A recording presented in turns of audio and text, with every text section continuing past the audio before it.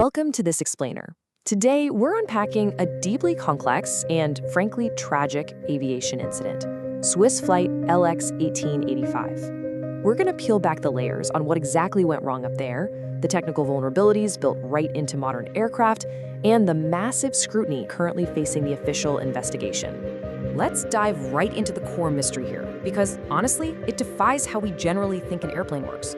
You look out the window, you see those massive engines on the wings, and they seem totally isolated from the sealed cabin we sit in, right?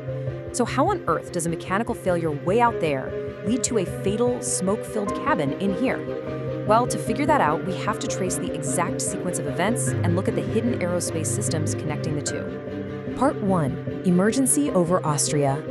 On December 23, 2024, a totally routine flight escalated into a critical emergency in a matter of minutes. Flight LX1885 took off from Bucharest, heading for Zurich.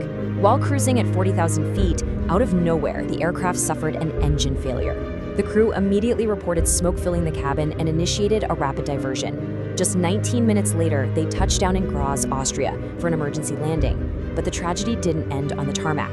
Heartbreakingly, on December 30th, a crew member who had been hospitalized actually passed away. There were 79 souls on board this 7-year-old Airbus A220-300, 74 passengers and 5 crew members. When those Pratt & Whitney geared turbofan engines failed at flight level 400, every single one of those 79 people was suddenly thrust into a life-threatening scenario, relying entirely on the plane's emergency systems and the crew's training to make it out alive.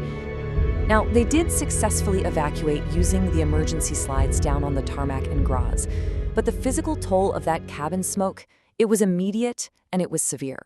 17 passengers and 4 crew members ultimately required hospital care. The impact of breathing in whatever pumped into that cabin was profound. It just highlights how incredibly dangerous airborne smoke really is. Part 2. The bleed air connection. To understand how the smoke got in, we need to talk about a specific aerospace mechanism called bleed air. Now, aside from a few exceptions like the Boeing 787, this is standard on almost all large passenger jets, including the A220. Basically, the air conditioning and pressurization systems rely on air taking straight from the compressor section of the jet engines. And here's the kicker: it's largely unfiltered.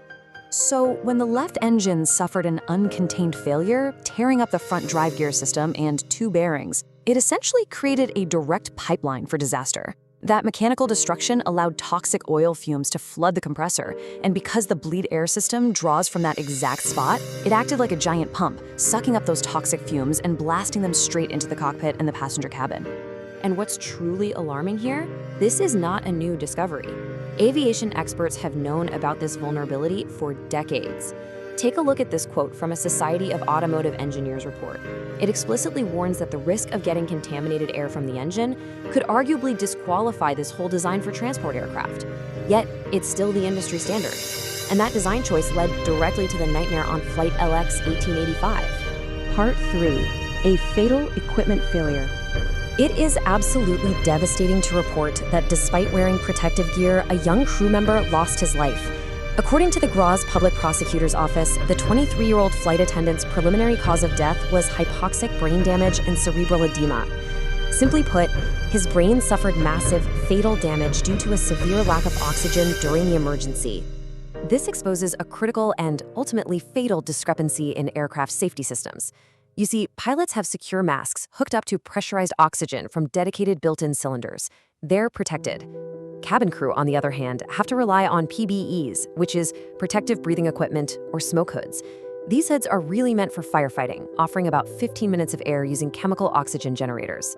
As analysts from the Hamburg University of Applied Sciences pointed out, these hoods are just not designed for surviving a prolonged cabin air contamination event like this.